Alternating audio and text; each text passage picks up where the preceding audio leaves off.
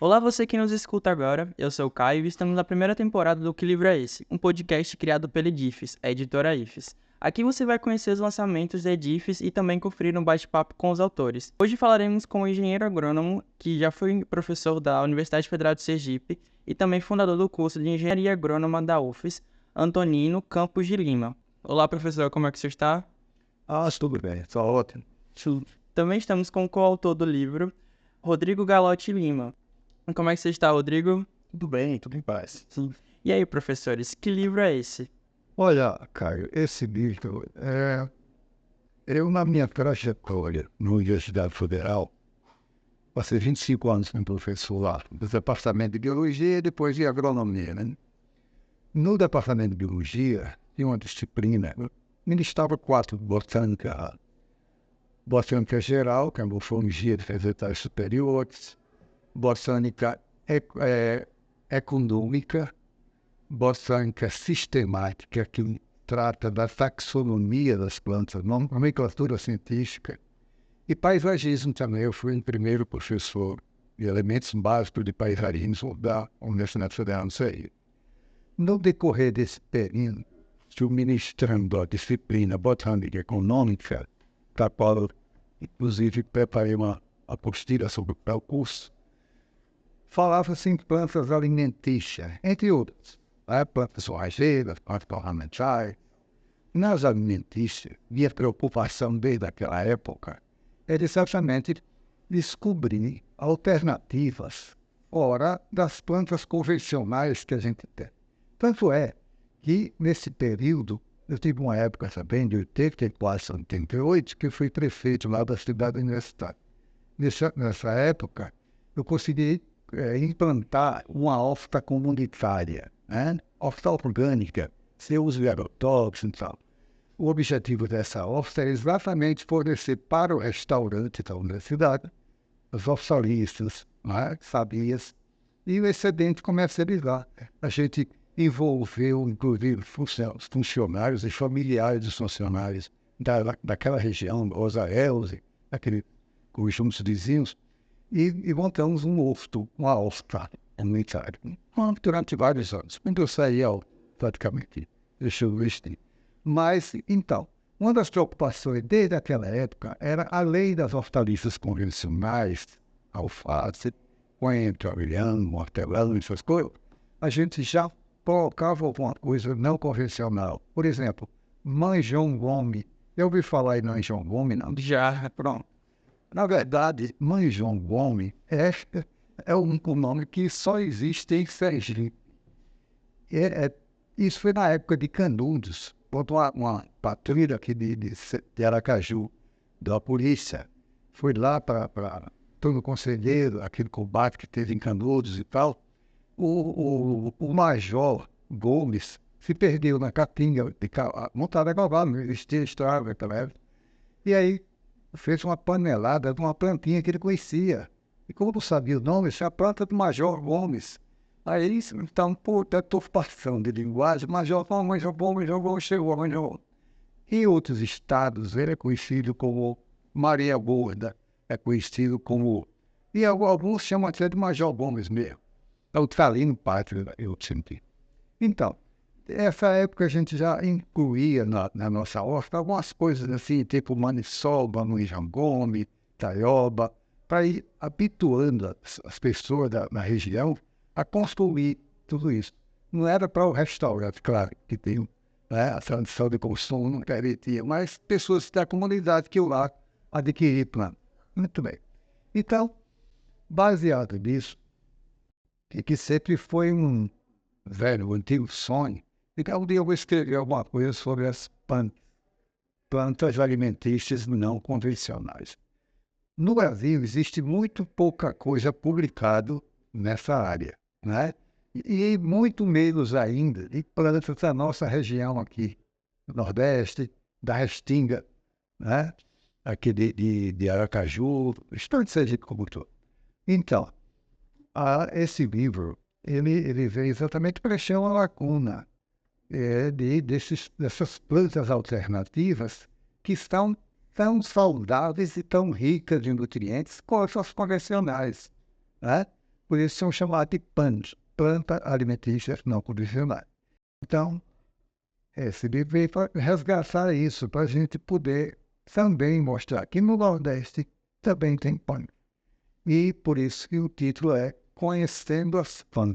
Eu, quando era criança, meu pai gostava de comer algumas punks também. Ele, de vez em quando lá em casa tinha maniçoba. Eu conheci. Lá em casa tinha taioba, né? Manjobon, manjobon com feijão, manjobon. Então, baseado nisso, ele, poxa, como é que tem isso tudo? E ninguém compra, ninguém, não é? Se utiliza desse potencial que a gente tem, que às vezes está na nossa frente, está no nosso quintal, está no nosso jardim, mas ninguém teve a coragem de cozinhar, de comer, procurar como preparar aquilo.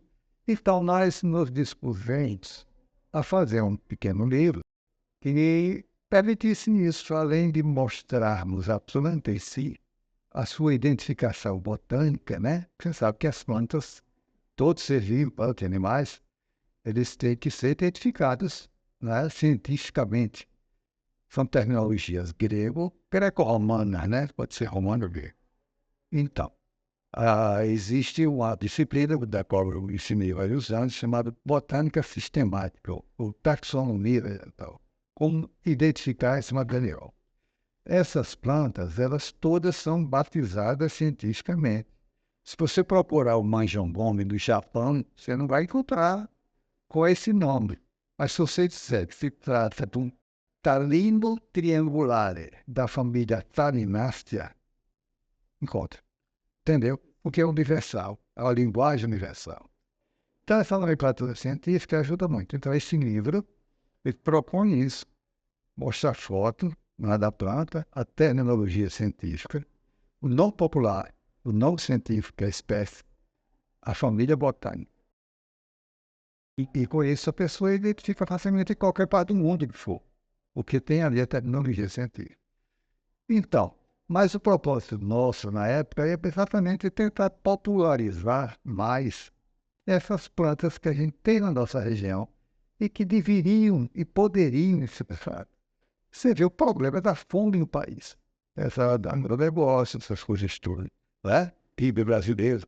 Mas a fome do desequilíbrio é grande. Então, precisava entrar com esse propósito também, ensinar esse povo que existe no quintal dele uma planta melhor do que um alface, uma couve, que é o que? Um ilhogome, que é uma tunera, que é o... Então é isso. Então o propósito desse livro foi preencher essa lacuna, que aqui no nosso estado não tem nada publicado sobre isso. Esse livro é o primeiro livro que eu saio daqui de Sergipe sobre plantas alimentícias não convencionais. Eu vou falar em você, existem bons livros, mas em outras regiões. Aqui não. Então, a ideia é essa, é tornar-se conhecida essa vegetação que a engenharia de alimentos hoje está utilizando, que a nutricionista estão recomendando, dentro desse parâmetro de custo baixo, né? Porque você tem na rua planta, você tem no quintal, você tem no jardim. Sim. E aproveitando algum desses temas que o senhor falou, eu quero fazer a próxima pergunta, que é a seguinte: qual a importância desse livro para um tema como a fome e como ele pode ajudar no desperdício alimentar? Pronto, exatamente, já comecei por aí. Já foi pegando Claro, mais. que eu fui extensionista rural. Quando eu me formei em engenharia agronômica, eu fui contratado por uma empresa muito grande no sul da Bahia, de cacau, a Serpac, e passei 4 anos lá, fazendo extensão rural. Extensão rural o quê? É levar conhecimento ao agricultor, está ali o cacaucultor. E aqui eu fui diretor da Emates também, que é uma empresa de extensão e assistência técnica, extensão rural. Veja bem, o objetivo desse livro é exatamente orientar o pessoal da área de extensão rural de que pode e deve recomendar aos agricultores, o pessoal dos pequenos agricultores, né, a plantar coisas que facilitem. E pessoas que têm poder aquisitivo baixo, pessoas mais pobres, e têm como se alimentar sem precisar passar fome, já que existem essas opções. Então, eu acho da maior Importante a gente ter um pouco de conhecimento de plantas que sejam plantas populares, distintas, a grande parte nativas da região, e que são de um valor energético muito grande, valor alimentício nutritivo fundamental. Professor, dessas plantas que estão no livro, todas têm mais uma específica que tem muito aqui no estado. Você não acredita. Se eu falar em bredo, eu falo, não, pessoal, ninguém nunca pensou em bredo pelo mato, mas é excelente no que. Já ouviu falar em salsa da praia? Anda saber. Não, aquelas trepadeiras que se dá as dunas, roxa ou amarela, assim, que né, permeiam as dunas de Aracaju, por aí da Zona Sul. Aquilo ninguém nunca imaginou que aquela planta pudesse ser uma planta alimentícia. E é, de grande qualidade. Tem, inclusive, uma também conhecida, por exemplo, é, é o brezo da praia, que é uma plantinha pequena do caule avermelhado, também é altamente nutritivo. Por exemplo, a cambuí. Cambuí é uma frutinha que tem muito na área de escoação, né? Essa região aqui do Siri. Estou olhando, né, pela expansão da Zona Sul. E isso faz muito do cambuí, faz tipo de alimento. Então, suco, doce, sorvete, etc. Tem, por exemplo, a própria amendoeira, né? Que é uma planta muito comum que ninguém não só passou pela minha cabeça para achar que a amendoeira fosse comestível. E é, né? E nós temos, por exemplo, eu talvez nem não conheça, porque é uma planta ornamental chamada cistásia. Pode ficar uma florzinha, tem muita praça da bandeira embaixo das árvores, faz meio roxeada, zoadazinha. Eu acho que eu conheço também. Também é uma que é branca também. Tem branca. É a branca que eu costumo ver com frequência. Então, aquilo chama-se a cistádia cangética, o nome científico, né? Aquela plantinha é alimentícia. Você tem, por exemplo, a bricó da praia, que também é alimentícia. Você tem o jamelão, que eu já falei, né? Não é um. Que é o manjerão que a gente conhece aqui. Todo mundo conhece como manjerão, né? Mas, na verdade, o nome certo é jamelão, né? Esse jamelão também é utilizado para muitos preparos de alimentos e pouca gente sabe. Essa apenas consome in natura, que eu até gosto, eu adoro, mas pouca gente sabe como preparar em outras receitas, né? Seja pelo juá, que é o árvore juazeiro, que é cantado, inclusive, tá? O juazeiro, né? É uma árvore interessante, de pequeno porte, médio porte, que no interior, no sertão, no semiárido, o pessoal alimenta animais com ele. Mas é também muito. A quixaba, a quixabeira, que é uma árvore também da região do semiárido, que é uma árvore, o fruto alimentício. E muito saboroso. Para mim, é muito pouco conhecido da gente aqui, né? A própria jurubeba. Quem é que não conhece jurubeba, né? Jurubeba é alimentícia. A jurubeba branca, a jurubeba vermelha. Mas são altamente alimentícias, nutritivas. Pouca gente sabe, mas é. Né? E é nutritivo. E, E não vai, entendeu? professor, agora eu queria fazer outra pergunta, que é: como foi o processo de pesquisa, e principalmente o processo de escrita do livro e a parceria com seus filhos nessa construção? Sim. Nós fizemos um levantamento dessa vegetação que existia e fizemos pesquisa em todos eles. Alguns desses têm outras à disposição pela internet e a gente procurou adequar aqui as condições nossas, mas foi uma pesquisa um pouco exaustiva mesmo, vários anos que esse livro está sendo elaborado, trabalhoso, mas conseguimos concluir, entendeu? Mas foi uma pesquisa exaustiva. Agora, a internet ajudou também, claro. E muita coisa a gente visitando as comunidades, como eu tive várias vezes aqui no Mosqueiro, em regiões ali, perguntando que planta é essa, como é que vocês sabem, o que é que vocês usam disso aqui, aí a gente anotava e tal. Sim. E agora, em sua opinião, quais tipos de políticas públicas seriam eficazes para estimular o consumo das punks? Política pública tem que partir Ministério da Agricultura, Secretaria da Cultura, Secretarias Ambientais, né? A parte da educação ambiental pode ajudar nisso também. Basicamente, a área de nutrição também, nutricionismo, engenharia de alimentos, Então, agregar esse grupo e tentar motivá-los a trabalhar nisso, orientando como fazer, como preparar, como ensinar as pessoas, as comunidades mais pobres, mais humildes, de se alimentarem com o recurso que eles têm no quintal. Precisa ir atrás do uma planta conhecida que custa caro e às vezes não é acessível, não é? Então, eu acho que através do setor primário, o Ministério da Cultura, secretarias de Estado, de municípios, de agricultura, do interior, por exemplo, podem ajudar muito nisso, divulgar a utilização das plantas não convencionais na alimentação. Vocês tiveram algum critério de seleção para a escolha das plantas que entraram no livro? Tiveram, na verdade, alguns critérios que foi exatamente o regionalismo da planta, né? Sim, professor. E quais foram as memórias que esse processo de pesquisa e escrita trouxeram a vocês, autores? Não, isso me trouxe a minha infância. Recentemente eu escrevi um livro, Reminiscências de Engenheiro Agrônomo, que fala da minha trajetória, né? Um livro autobiográfico, mas que fala da minha infância, da minha adolescência, da minha fase adulta e da terceira idade. Nesse livro, eu me reporto ao antigo bairro em São José, onde eu nasci e me criei. Eu nasci dentro daquela casa onde hoje é o colégio, né? Nossa, que interessante. Então, aquela casa tinha um quintal de 10.000 metros quadrados, tamanho do Batistão. Quer dizer, é um terreno razoável. Ela ia daqui o Brandão até Hermes Fontes e até a Edésio Vieira. Meu pai doou uma parte para Hermes Fontes, para abrir a avenida, doou para a prefeitura, né? Doou a prefeitura a parte para Edésio Vieira, mas a gente tinha ali todo tipo de planta que tinha. Meu pai, ele é filho de coronel de engenho, e ele sempre gostou também, apesar de médico, mas ele gostava muito de passar, ele nasceu na fazenda Meuzinho. E ele tinha lá, a gente tinha o prazer de, por exemplo, comer cuscuz ralado em carne, né?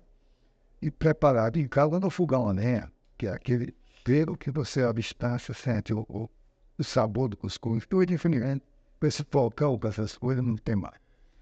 A gente tinha, por exemplo, meus tios plantavam café em Arauá, que era fazendo, foi meu avô, foi meu pai daí, e mandava sacos de café. Ele torrava, moía e coava em cana. Então, esse café também era um sabor especial. Ninguém tem isso. Isso tudo me fez com que me despertasse para que escrevesse livros, escrevesse memória de infância. É um livro em partição para a história, mas para ser publicado. Falando dessa trajetória minha desde pequeno, onde eu tinha esse prazer de saborear essas coisas em casa. E meu pai plantava taioba, plantava manjamão, que ele gostava de cultivar essas coisas.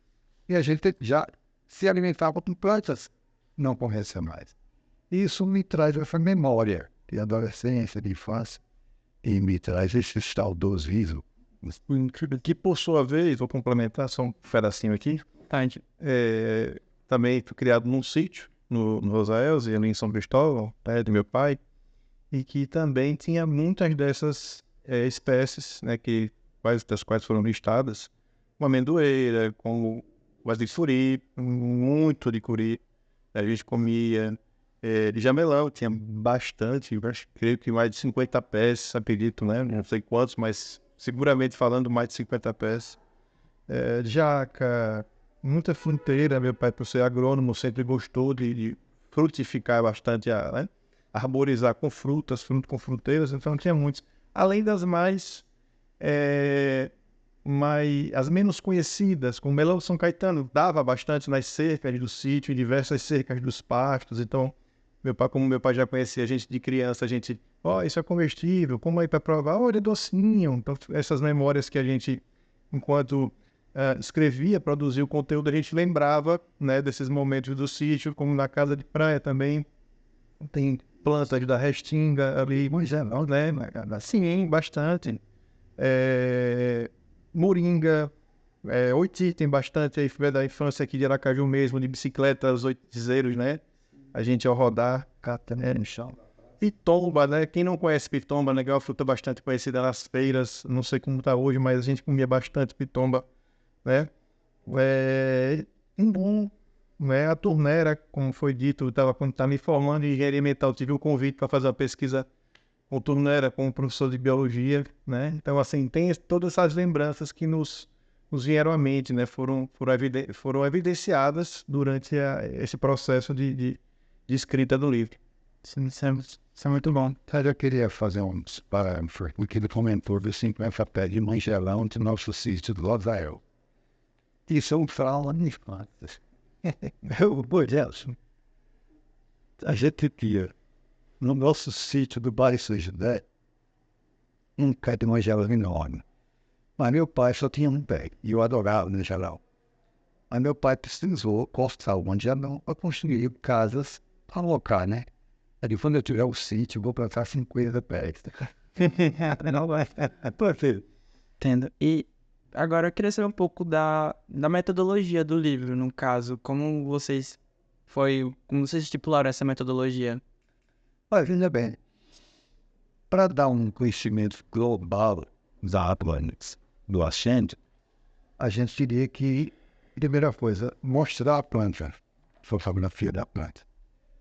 A identificação da planta, identificação popular, identificação científica, né?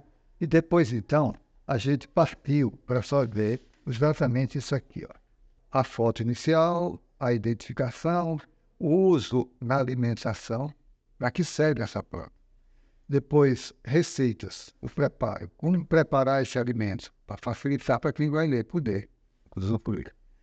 E fotos complementares. Então, a gente tem, por exemplo, como o abio, tem o abio amarelo, abio roxo, os dois são aqui. Abio cozido salgado é uma receita. Pirê de polpa de abio é outra receita. Abio assado, outra receita. Doce de abio, e vai. Haja abio. E para finalizar essas perguntas, a gente gostaria de saber qual o público-alvo que o livro visa atingir.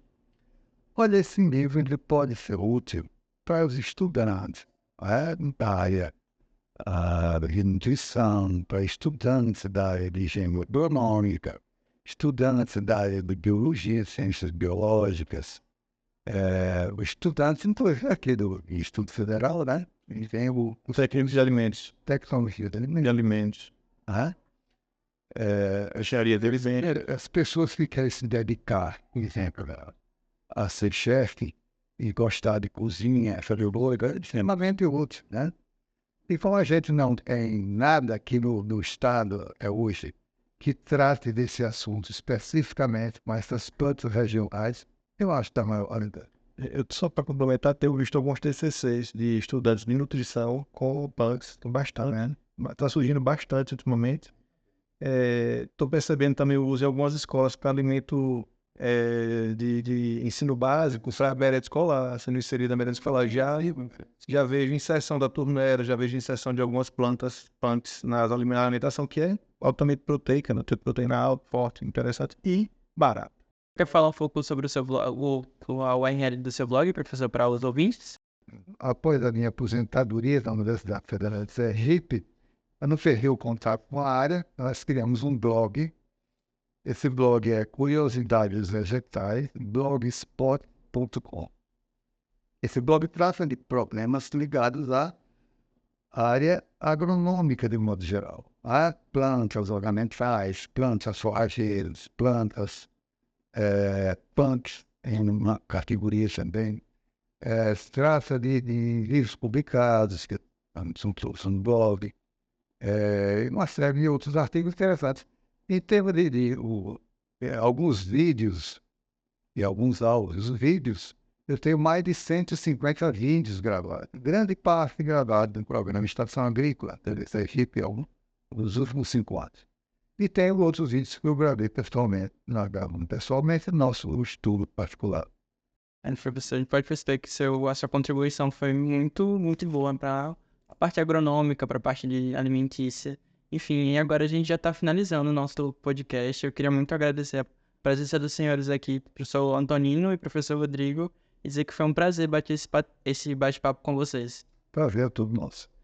E a gente agradece a oportunidade de estar divulgando um conteúdo tão importante aí para que poucas pessoas ainda, que muitas pessoas ainda não conhecem, né? A gente agradece. Inclusive, agradecer ao Instituto Federal, né, por essa possibilidade de divulgar esse trabalho que a gente vem fazendo ao longo desses 50 anos de trabalho. Muito obrigado. Obrigado. E assim chegamos ao fim desse episódio do Que Livro é Esse? Se você gostou desse podcast, compartilhe com seus amigos, dê uma olhadinha nos outros episódios e a gente se vê no próximo. Até já!